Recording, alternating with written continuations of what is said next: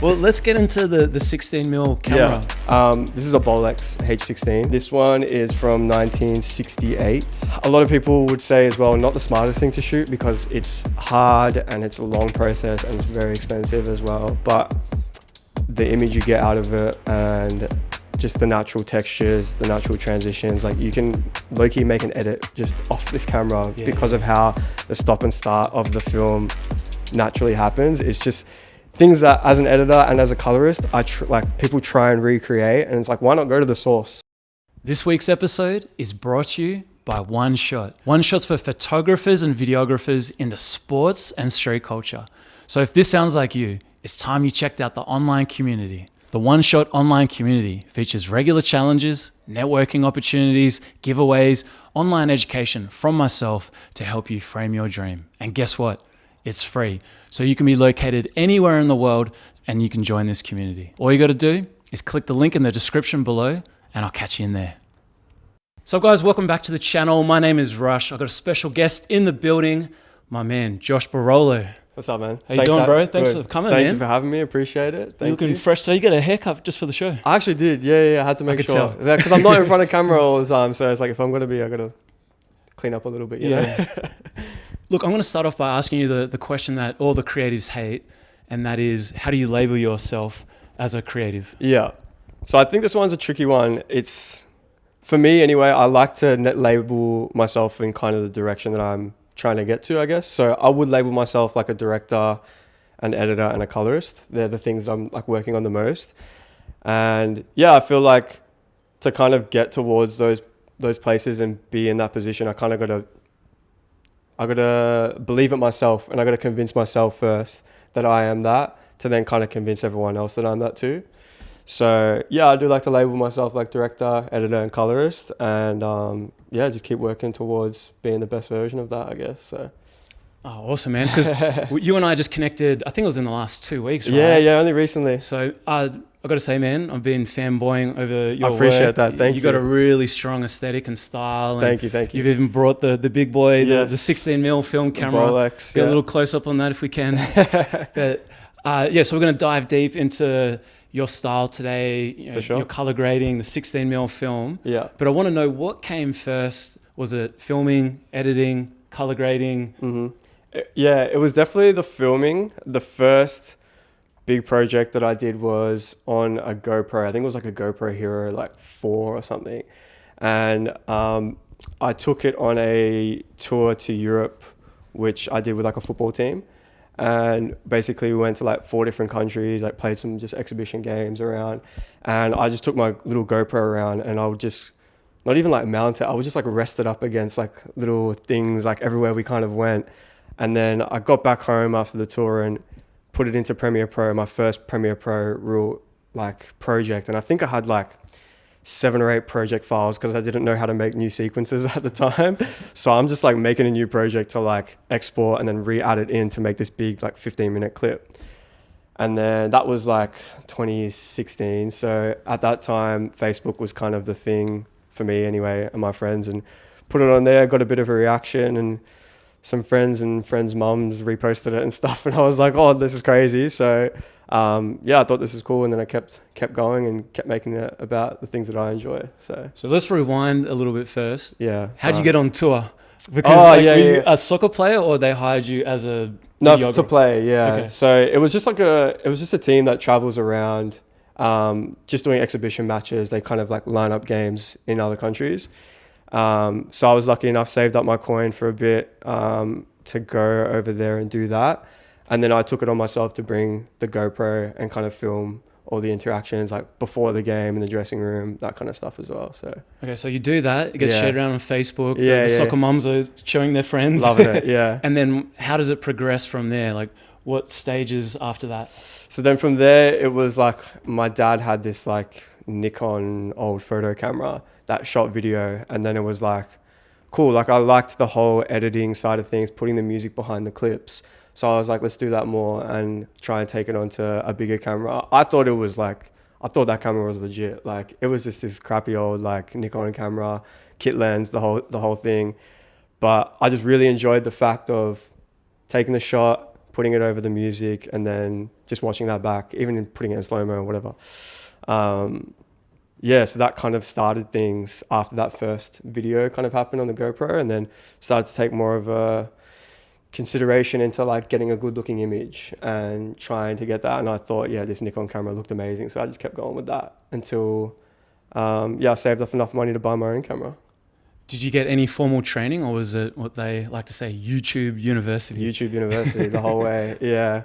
So I think that was kind of where I got a lot of my inspiration from, in like watching other YouTubers make these kind of like cinematic little shorts back in the day, and then just kind of digging further to find out how they actually did that. And because I didn't necessarily have the resources to be like taught how to do it, I was like, how am I going to figure this out?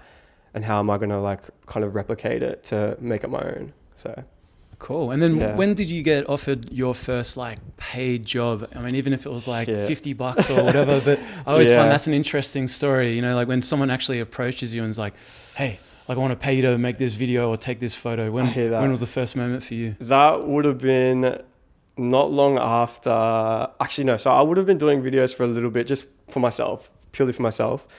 And I had some mates that were like DJs at the time, and we filmed a video for one of their sets, and you know, crazy edits and crazy overlay transitions, all the whole thing, right? And then from that, I had another club kind of reach out to me to do like a Wednesday night club. And like, I don't know, midweek clubs are their own kind of beast. But yeah, I went and did that, and the guy paid me like a couple $100. But damn, this guy's balling. Yeah, it was like, like 200, $300 I think. But it was the hardest thing to get like the $200 from this guy, because like he did not want a bar of it or anything. But that was a good learning experience in the sense of business and making it like a money transactional thing, because I'd always been making these videos just for the fun of it. And then when someone needed it for their business or their service kind of thing, I had to understand that I'm making it for them and it's not necessarily all just for me. So that was like a really good learning curve, because it was quite difficult to let that kind of barrier fall, you know, in not just making it for myself and making it for someone else. So yeah, I'm glad you brought that up, because this is where I was going wrong for a number of years. Yeah, I was like, no, I'm an artist. Like, the shot, you need to add this shot in there. Don't cut that out. Yeah. But I think this is probably some great advice to give people that are watching. Is like, let's say the soccer club hires you, or Nike or JD Sports. At the end of the day, they've got boxes they need to tick. They've got a brand, and you're there to help them, you know, achieve their goals, sell it to their audience. How long did it take you to, I guess, really understand that? Like, you've just touched on it, but when did you really start working with brands and going, oh, this is actually super crucial? Yeah. I mean, look, I would love to say that it's not a part of, like, I can switch it on and off, but I still struggle with that a lot. Like, I'm super, super passionate about the work that I make, and it's so hard for me. Like, that's my baby a lot of the time, you know, and for you to come and tell me that it's wrong or anything like that, it still hurts. Like, I think it always will. That's the thing. So, but yeah, like you said, when it does come to a client that needs a specific thing for their video, it's a matter of trying to find the balance where it's like, look, you're coming to me for a reason, and you want me to make this video because of the way that I make it. So we need to find the balance of like, yeah, cool, we'll get the shot that you need and we'll say the line that you need, but you also need to trust me in the sense that like I need to make it look the way that I see it in my head. And I think that's a good way to also build like client relationship as well, because then they know from you, this is like the product that they're going to get, and this is the way that it will look. Like, we can still tick off the boxes, but like the aesthetic and the style and everything that you build is also the reason that they're coming to you for that work, if that makes sense. Yeah. 100%. Yeah. So I guess this is a good point that you've brought up too. Yeah. I've got no doubt that majority of your clients, they're coming to you purely for your look and your aesthetic and your style. Yeah, a lot of the time, yeah. Because, you know, in the beginning, it's like, oh, we just need a videographer, we just need a photographer. Yeah. And at first you're like, yeah, cool. Yeah.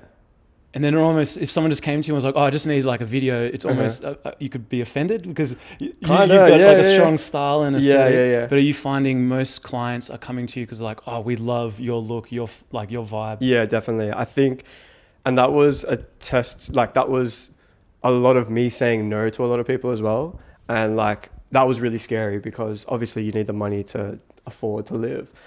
but saying no to a lot of people, and not even necessarily saying no, but like just keep putting my energy towards the things that allow me to kind of show my style helped me like just have more reps in doing it that kind of way.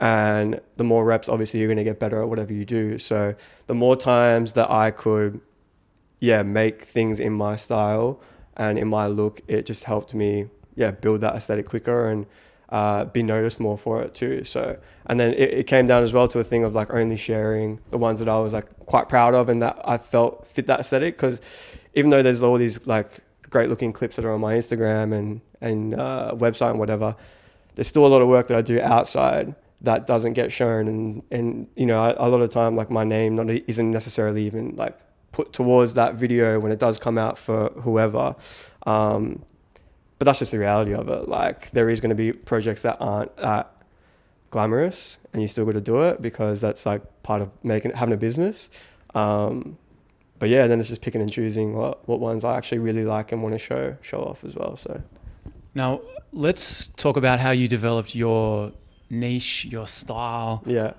Just from looking at your Instagram and stalking your website, I feel like I've got a good sense of how you've done that. But for people that are coming across you for the first time, watching this on YouTube, because no doubt we'll probably have about 100,000 views on this, how would you personally describe your style?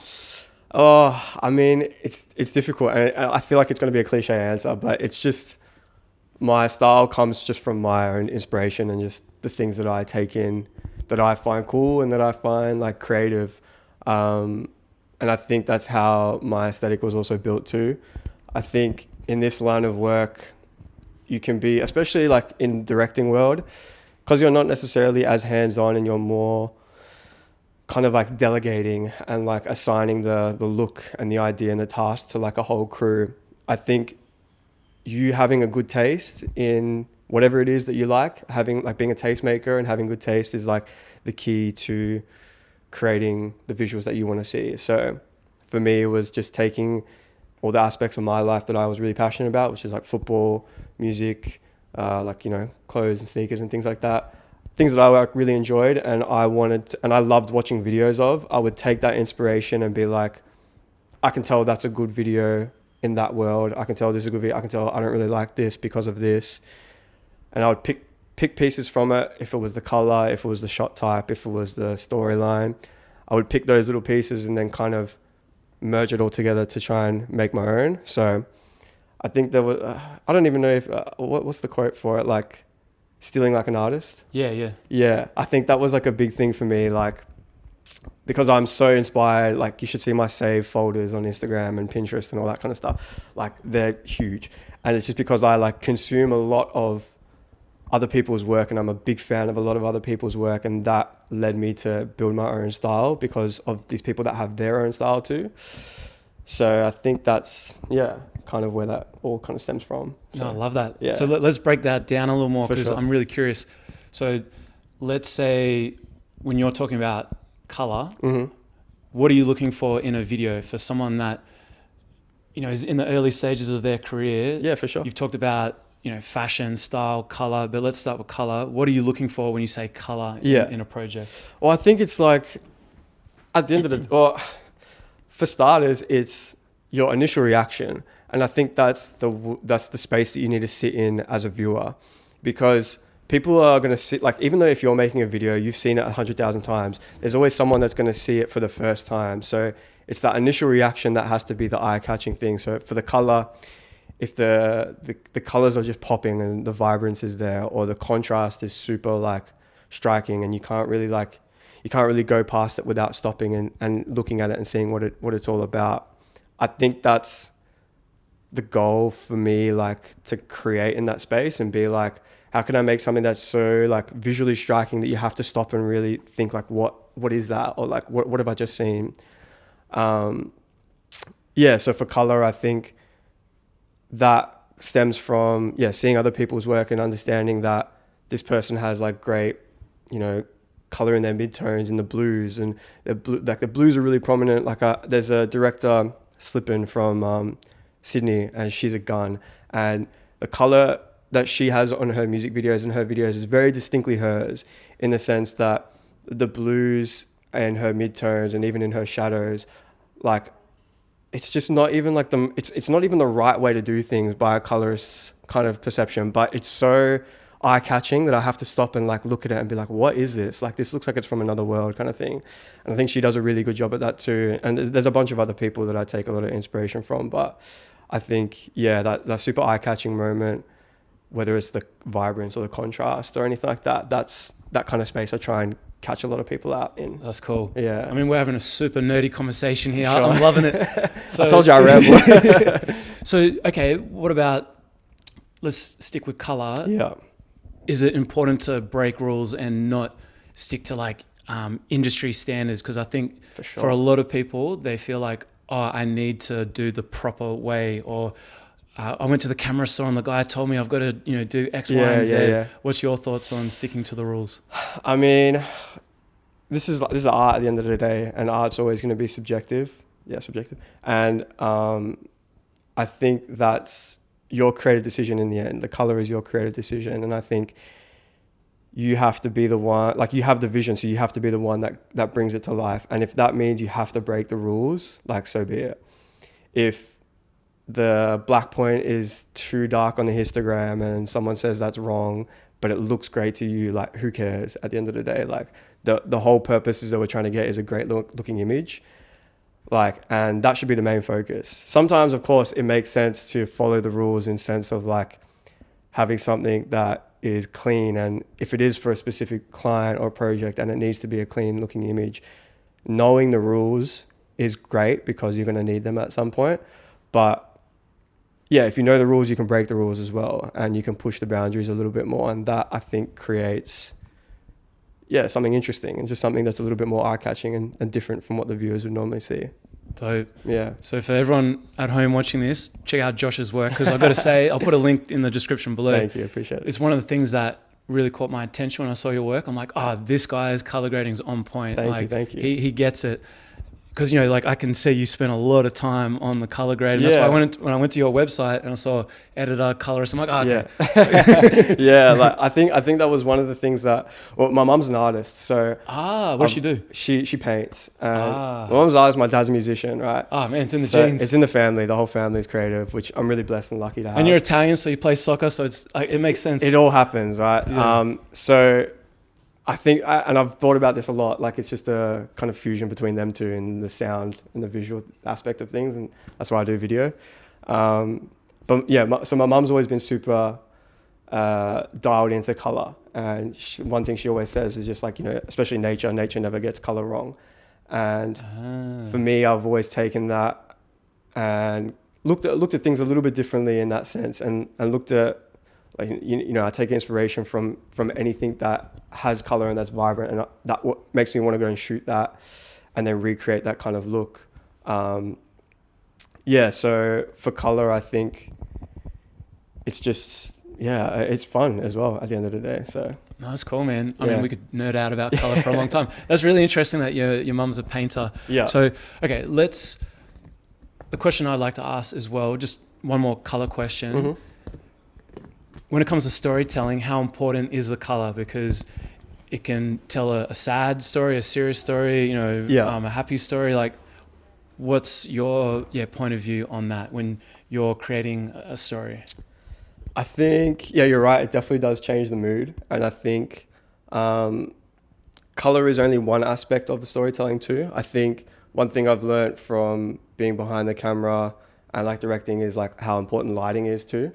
And I think when you can kind of set up a scene or set up a scenario where the lighting supports the look as is, the color is just kind of re-emphasizing how good that scene looks. And from that can also add to the story in the sense that if we need it to be a certain mood, and that's when sound comes in as well and brings that mood into it, like, it's just a supporting element for the rest of the things that kind of go on. So I think it is super important. And I think everything surrounding it is super important for storytelling specifically. But I think, when you grade one clip in a moody, dark way, and then you can still grade it in a vibrant and fun way, it's definitely just an instinctive look to change how you feel about a certain scene, which I think is just super powerful. And low key, I put a blue light here just for Josh because when he watches back, he's yeah. like, "Ooh, Oh, the color's nice. Yeah. So I'm under pressure here today. I'm sweating. The gradient's nice. Okay, so let's get into camera movement because another thing I've noticed with your work, you're really good with your camera movement. Thank you. Are you someone that likes using a gimbal, or you purposely go camera shake? How do you approach gimbals? I actually hate gimbals. I think they're great for a specific purpose, but I just can't stand the whole setup and pack down and stuff like that. It just feels super unnatural to me when I really take this filming stuff as a natural thing to do and like a natural instinct. So I'm all handheld, for as much as I possibly can. Obviously a time and place for gimbals and stuff, but handheld for majority of it. I've really been enjoying working on sticks, on tripods as well. I think having the camera just be the facilitator for the scene that you're putting in front of it is a really cool thing. And I think that's super striking at certain times too. But especially with the Bolex as well, I just want to go handhold the whole time and make it super difficult for myself to run and gun. That's cool. Yeah. See, man, I like you, bro. You're saying all the things I like to hear. So Thanks, you're welcome bro. anytime for a coffee. Of course, bro. No, I'll be back for some for sure. Well, let's get into the 16mm camera. Yeah, definitely. Okay, well, firstly, what is this camera? Because it definitely looks heavy. like it's pretty old school. Yeah, you'll get some close-ups of that after. This is a Bolex H16, and this one is from 1968. So this is 16mm film, and it's really, a lot of people would say as well, not the smartest thing to shoot because it's hard and it's a long process and it's very expensive as well. But the image you get out of it and just the natural textures, the natural transitions, you can low-key make an edit just off this camera because of how the stop and start of the film naturally happens. It's just things that as an editor and as a colorist, people try and recreate, and it's why not go to the source on where it comes from and actually just make it how it was made in the first place. So I've been really enjoying using this at the moment, it's good fun. Yeah. I love that, man. That was going to be my next question because I shoot a lot of film myself, and sure. people always say, "Oh, but bro, there's LUTs and there's filters and what's your thoughts on that?" That's the LUTs and the filters are the thing that inspired me to get this at the end of the day. I used the Cine Prints. I still use Cine Prints for some time, which is a Da Vinci LUT that a lot of people use to try and get that film emulation. And film emulation has been a thing for so long. And I think that's where it sparked my initial interest in being everyone is trying to get this desired look of film. Why is it so desired? Why is it the thing that we're trying to change digital to turn into kind of thing? And I think that's where it sparked my interest to then go and learn more about the medium and learn about 16mm. And now we're here. This kind of landed in my lap after a year and a half of kind of searching as well. Where'd you find it? So it's a bit of a story, but basically I was searching online and researching about it. And then I'd gone to Japan with my mates for a trip, thinking that Japan would have it because Japan's the place for cameras. And I traveled all over that country, asking people, looking for where I could find it. And even the camera stores there and the development labs there were going we're looking for more Bolexes. We can't even find them. And I was damn, I've got no luck kind of thing, right? So I come back home, still researching about it, looking on eBay. They're quite expensive still on eBay. And then I go on a trip to Thailand with one of my mates as well. And we get to this mega plaza thing, and it had a level with all cameras. And I go up to a store, and one place has got 5 of them sitting there. Oh, damn. And I was holy shit, I was holy shit, it's there. And I text my girlfriend, I was the Bolex is here. Baby, I'm in love. Yeah, I'm the Bolex is here. She's heard me freaking out about this thing for so long. And I was I just bought a new laptop, so I was I don't really have the money I saved up for it kind of thing. She was buy that thing right now. Don't even second guess it, because I'd been looking at it for so long. So then bought it, shipped it home, had it in my backpack the whole time, traveling back to Australia. And now we're here. I'm just trying to collect some lenses and stuff for it now as well. So. And what makes that camera in particular so special? Why were you after that? It's the look is the main thing. This thing just looks crazy. I think there's other 16mm cameras out there that might be better or might be more efficient or whatever, but and even cheaper. But this thing, it just like looks like a work of art in and itself. And I get super G'd up and I get super inspired to like shoot with it because I get to walk around and hold this thing as well. So yeah, I knew I wanted a Bolex from the jump. So I went with Bolex. Yeah. Oh man, so it literally is your baby. Oh, it is full on. Yeah. This is going to be mine for a while. So. And for people that don't know much about 16mm film, is it hard to actually buy the film, get it developed? Is it expensive? It's super expensive.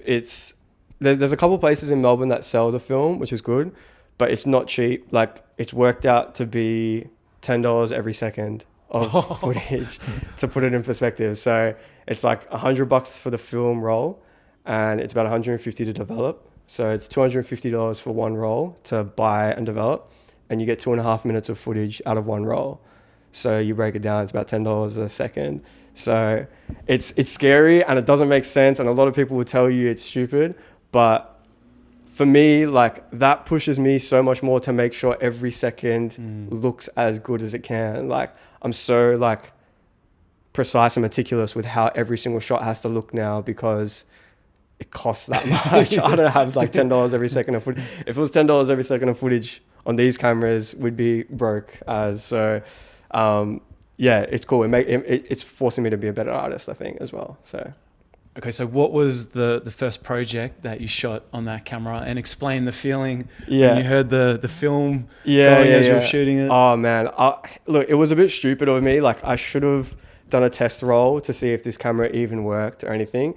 But the first ever roll was for a client job, and it was for the A-League with Ultra Football. These guys that I've worked with as well, and yeah, I was like beyond scared, like while shooting it and also like after I sent the footage off because I had no idea if it worked. I didn't even know if the camera motors worked. I didn't know if the film was going through properly. I didn't know anything about it, right? And basically I'd spoken to Ultra Football who I'd worked with before and I said, look, I have this idea. I want to shoot a football game on film, like the 1970 World Cup, I think it was, has highlights of like Pele and all these like old Brazilian players and stuff that was shot on film. And I was like, that would be so cool to see in the modern day, like in modern sports, seeing like a archive footage that you would find or you would dig up and seeing that in like a modern stadium and bright lights and the new generation of players. So they're like, yeah, cool, let's do it. And then I said, I've got the camera now. Like if you can help out with the rolls because it's quite expensive, like that'd be great. They're like, yeah, of course.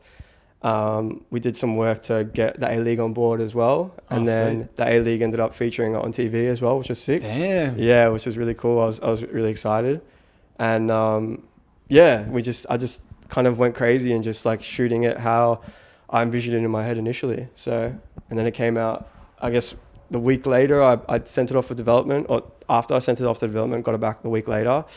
And I can't lie, a tear was shed because of how stressed and how like anxious and excited I was to see the footage. And when it came back looking perfect, I was beside myself. So. Yeah, I can imagine. Yeah. I can imagine it's like Christmas on steroids. Oh mate, like you could not believe it. After just like that long of a process and that much like time and effort put into like making just like some simple footage, like just of a game that anyone else can shoot, like it was pretty surreal. So now it's obvious that you love the 16mm film, but what do the clients think? Like, do they get it? Because obviously as a creative, for sure, you know, like you've just talked about, it's your baby, you've been all over the world trying to find this thing. Yeah. And then I guess probably low key, you might be expecting the client to be like, oh my God, this is the most beautiful thing I've ever seen. But what's their response? Are they kind of like, oh, it looks old, or are they excited by it? I think, so the way that I positioned it for the first client was to make content that goes with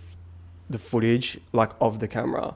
So I had a clip the other day that kind of went like a little bit viral on TikTok as well. That was just showing the mechanics of how the camera works. And I think that's like the intriguing part of it too. It is spring wound, like there's only 30 seconds of runtime, all this kind of stuff. Even just loading the camera is quite interesting. So for the client side of things, that was an interesting aspect and something that we sold to them too, in the sense that you're getting the footage, which looks great, which you might not be as excited about as I am, but you get to see this like really interesting process of using this old camera and the way that it works, and that kind of helped that process go along.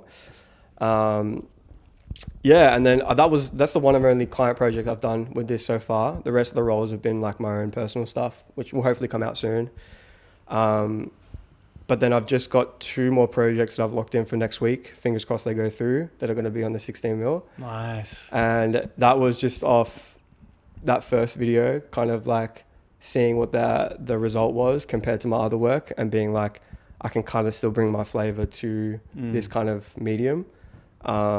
Yeah, and super excited to work with the 16 mil. Hopefully it all goes well. I've got half a roll still in here that needs to be finished, so I'm hoping this looks good as well when that's done. Just little personal projects and stuff, but yeah. Oh, no, that's mad. So that soccer project's on your Instagram, right? Yes, it is. Yeah. So I've got.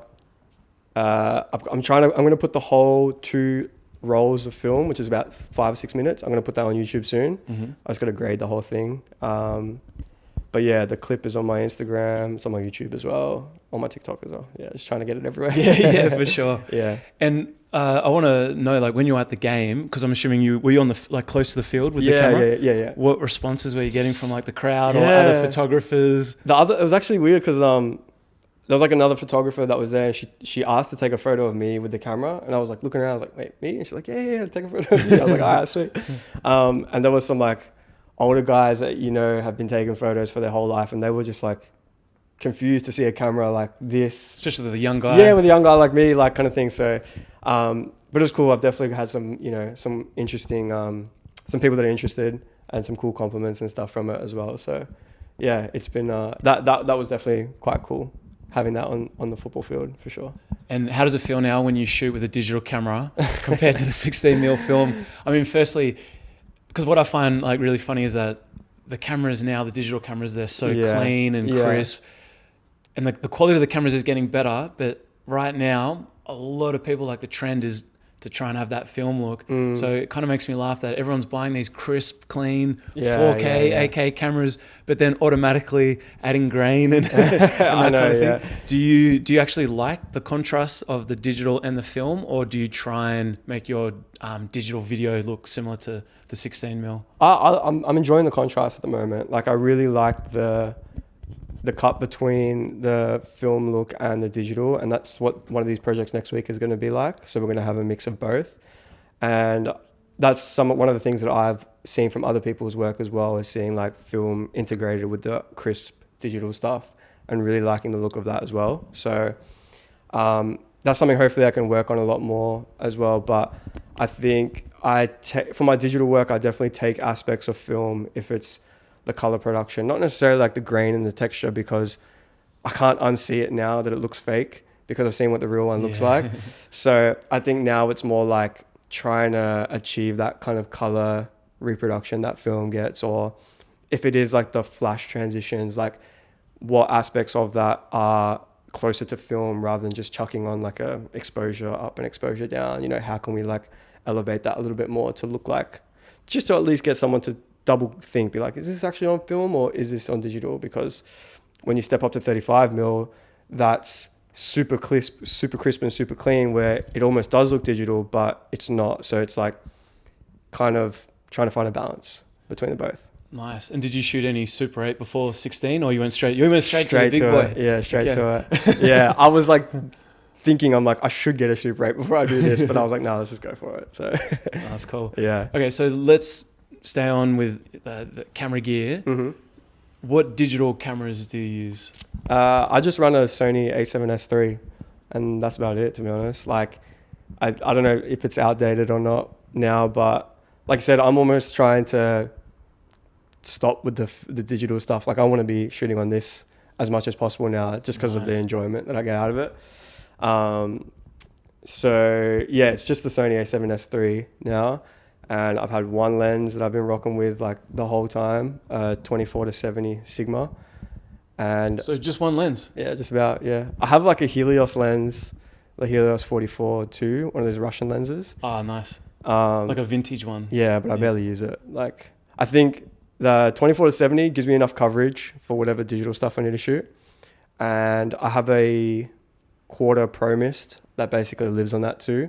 So that helps a lot with like my color, because that the Pro Mist blooms the highlights. So Pro Mist is like a filter. Yeah, like a filter that goes over the top.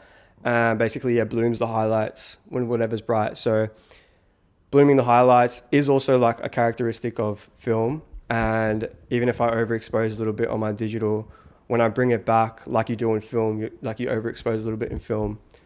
When I overexpose in digital with bloomed highlights and then bring the contrast back down and really crush it down, it does give that kind of, yeah, like that filmic almost look as well. And I think that's been one thing that's helped with my style and my look specifically, has been that Pro Mist. Like it literally has been on my lens for so long, so yeah, hardly comes off, only for very specific reasons, I guess. So yeah, that's super cool, man, that you've literally got essentially one lens. Yeah, I think I'm going to know your answer to this, but big question that I get all the time is how important is the camera gear? Man, I think it has a time and purpose, like it has a time and reason. Like, I don't know if that's saying, but it has a time and place. Yeah. So I think if you're super dialed into the way a camera looks and you can tell the difference between Sony and Blackmagic and ARRI, and you know for a specific reason that you want that look, like an ARRI camera is always going to look better, or maybe not better, but different to a Sony sensor or a Blackmagic sensor. For that reason, I would say gear is important. But if you're just trying to make videos for the love of making videos, like do it on your iPhone. Like I did a project that was shot on iPhone. I was going to ask you about this. Yeah. And like, that was like, so that footage is better, like just because of the subject, that footage looks better than what you could have gotten on an ARRI, just because of like what we shot and how we shot it, or how Georgia shot it. So what did you shoot for people that haven't seen it? Because it's on your Instagram. Yes. Check out Josh's Instagram once again. Yeah. Well, Georgia Haynes, another director and photographer from Melbourne, she shot that in New York. And she gave me, she had all this iPhone 15 Pro footage, all in log. And she goes, hands me the hard drive and goes, let's just try and cook something up with it. And I took my time on it and graded the whole thing, edited sound design, and tried to make like this kind of narrative from it. And that was some of the footage that I'm most proud of. And that's come from a iPhone 15. So that's crazy. If that answers it, like the gear is really nothing. It's just how you kind of manipulate it to make the look that you want. Because I think what is also important to mention about that piece is the shots are amazing. Yeah. At the start of the video, it says shot on iPhone 15. And I honestly, I'd have no idea that was shot on an iPhone. Yeah. But you've got great sound design. You've got a really powerful voiceover. Yeah. The sound effects and everything. And sure. Obviously the color grade, I can tell you've worked your magic on that. Yeah, definitely. But what was the subject matter for people that haven't seen it yet? Yeah, so we called it a Bronx Trail. And basically it's these two BMX and motorbike riders from New York in the Bronx who were just kind of like chatting about their relationship with bike riding. And yeah, we got the voiceover and got the footage that Georgia had shot with them throughout the day. And yeah, this was just like another thing that I'd watched from other people do before and tried to replicate it in my own kind of way and have that voiceover and have the sound design be like the most striking and like most important or like drawing factor to that opening bit anyway. There's no music for the first 3/4 of it until we get into like the music right at the end, and I feel like that for me is things that I love watching, so I knew that's how I wanted to kind of make it for that as well. So yeah, it was a super fun project. Oh, that's dope, man. Yeah. No, great stuff. Because I think this is where a lot of people get caught up is, I need to have the latest Sony or this lens to make something. But do you spend more, I get like every element has its... For sure. Like, definitely. Its time and place. But where do you tend to spend most of your time if you had to pinpoint? Is it the music, the color grade, the filming? Where do you tend to put most of your energy? If you do, I know it's a bit of a tricky question. Yeah, no, I hear you. I think like the obvious answer is obviously it depends on the project, but I think time and energy wise, like I think, well, I always edit to how I want it to sound. So I've kind of like already got, if I know how the project wants to be, I've already got like the music or the sound effects like decided in my head already. So for that project, I knew that I had the footage looking like that of these BMX riders, and I knew I wanted this specific song to come in and have like almost the orchestral feel, which is super contrasty, which I always love. And I knew I wanted to be sound design heavy before that. So like, it's kind of like, I would say the edit is the main portion that I put a lot of my energy in, because even though the sound design isn't professional in like the mixing, or there are sound design artists that are a lot better at me than what I do, I think that the sound design is the thing that drives the edit, and the edit drives the sound design, and it all kind of works in harmony in that sense. So the edit is kind of where I spend the most time before the color grade is like the cherry on top, and that's the fun bit right at the end. So nice. Okay, well, speaking of editing, we were talking about this before the interview started, but you've got an interesting story to do with Jordan. Yes, from a project you did last year. So that was for Summer Jam. Okay, yeah. So what happened there? What walk us through? I'm curious to hear. Yeah. So with Georgia again, shout out Georgia. She's little sneak peek. Hopefully we're doing something again this year for Summer Jam as well, which could be dope. But yeah, last year Georgia got approached to try and package something, or make a highlight reel and package it up to send off to Nike Global. And we were successful in that, in getting the first piece of Australian content on Jordan Global's Instagram page, which was really sick. That's and super exciting. Yeah. And it definitely came with a lot of hard work for that project, and it was a pretty grueling weekend over that Summer Jam weekend. Basically, Georgia and Tommy, another shooter from Melbourne, were filming the event. We had to get these exports and deliverables out as the event was finishing, basically. So I am like 30 minutes away from St Kilda, and across that weekend, from the Friday, Saturday, Sunday, I think I drove to St Kilda like 8 or 9 times to go and pick up hard drives from them, take them back, continue editing, go back, get more footage, bring it back, keep editing. And we just had to have this coverage of the whole tournament across 3 days into this 30-second edit by the end of it. So this was all for a 30-second edit? Yeah. So it's like, it was super grueling, but it was worth it in the end. Like, I love how the video turned out, and having it posted there and shared. And I think it was, Georgia was saying yesterday, it was one of the most viewed videos for Jordan in one of their tournaments or something like that. Don't quote me on it. But to have that kind of feedback from it, and then have that, success from that video as well, made those trips. And it was like really hot that weekend. I was crammed in my room, like blinds closed, just like locked in the whole time. Like, so is this what an editor's life is really like? It's not just at the Grammys popping like champagne bottles. Yeah. I mean, this is why, like, a lot of people hate editing, like, and a lot of people like say to me, like, how do you do that? Like, you just like that's the bit that they hate the most. But I love it. Like, I love locking in, and like that's what I feel like. All this, you can shoot some mediocre footage, and the edit can make this a really captivating, video. So for me, that's where I like to cook. Yeah. Are you someone that's like 7 coffees deep into an edit, or are you like a that weekend? That weekend I was like, I don't even drink energy drinks like that, but I went and got some energy drinks that weekend. I needed that. And we were up early to speak to Nike Global.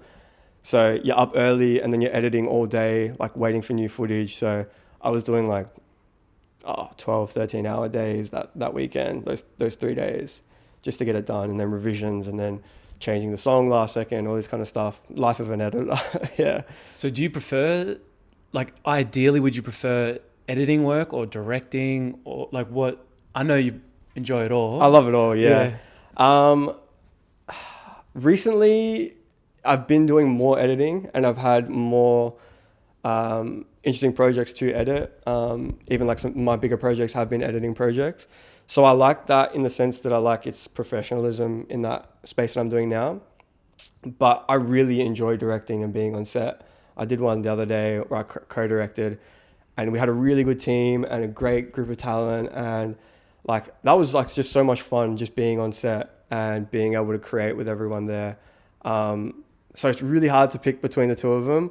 But I think, if anything, I'd probably lean towards editing, just because I do it more. And I do it more frequently in these like cooler projects, I would say. So dope. And I'm curious to know, like, now that you've got Jordan on the resume, Do you kind of introduce yourself like, hey, I'm Josh, by the way, I've worked with Jordan. P.S. I got a 16mm film camera. Holla at you, boy. I really try not to, but if you see it, you see it, sort of thing. So, yeah. But I mean, how much weight does that give you? Like, if you are talking with a client, they're like, oh, so what other projects have you done? Yeah. Is that kind of like the first kind one? of. Like, I think, even though it is like the biggest client, it's not necessarily like, it's still basketball and like that kind of world, which isn't my You're world a soccer either. guy. Yeah, I'm a soccer guy. So like, I got a lot of like inquiries to do basketball stuff from it, and I just don't think I'm like the guy to make the best basketball content in that sense, because I'm not as passionate about it. Like, if you'd asked me to make something about football, like I can get into a footballer's head. Like, I played since I'm 5 years old. Like, so I have more of a reason to create in that world kind of thing, because I'm just interested in it. But yeah, like that from a client perspective, to say that was like kind of a project that we worked on, and understanding the level of like professionalism you have to be in to reach that kind of goal, and creating a video and getting it posted by them. Like, it is something that looks good on a resume and looks good on a LinkedIn as well. Actually, I haven't even put it on my LinkedIn yet. I should probably do that. Come on, bro. LinkedIn's where it's at. I know, yeah. So, okay, just quickly, I'm gonna go round in circles a little bit here, but just while I think of it, it's interesting because you got a job in the basketball world with Jordan. A lot of people would just be like, all right, I'm done, I'm retiring. I know, that sounds bad, right? But your passion's in soccer. So let's say if someone, they're in the early stages of their career, they're trying to figure out what their niche is. They might be passionate about running or football. Would you suggest to them, hey, like you should really hone in on running content? Or For sure. Definitely, yeah. Why is that important? Well, like, I'd say with anything you're interested in as well, like just making more videos about that, and it's just reps, like in anything. Like the more reps you do in something, the better you're gonna get at it, and the more times you can show people that you've done something that shows that you understand that world you're trying to talk about. If it is football, if it's music, if it's cooking, if it's weightlifting, anything, like the more times you can show people like I know what I'm doing in this world, like the more reason they have to pick you as the guy for the football or the basketball or whatever it is.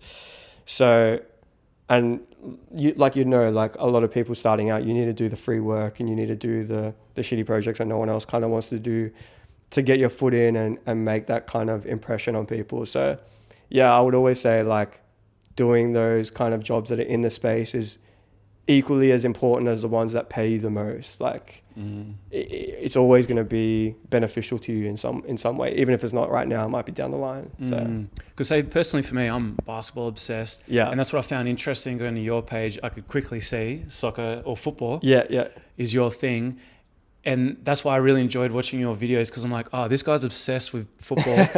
I'm really curious to see like how, like what your take on that space is. And you've got some videos where you're showing all the madness of the crowds and like just like the sound effects that you've done. And so I guess that's a great point to make, right? Like understanding the language, so to speak, in that space. Like, because if I'm as a football fan, I'm going, and the things that I get excited about, which is like if you're in the march or like where the ultras are or whatever, like in the crowd and you're hearing the drums, and if they're the things that get me like riled up and G'd up and like excited to go to the game and see that kind of stuff, there's always going to be someone else that has kind of got that similar outlook too, or that gets excited as well.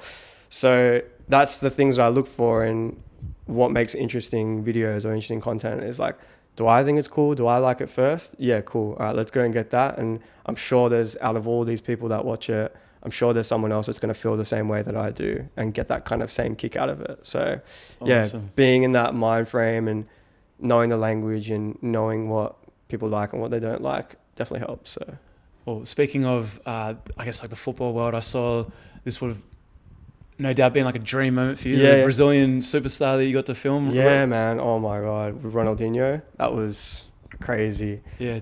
Walk us through that. Like, what was that like man, for you? With Ultra Football as well, again. These guys I worked with. It's just down the street, right? Yeah, just down on Gibb Street. So, you should have brought it past for a coffee. Yeah, I know, right? Shout out to them though.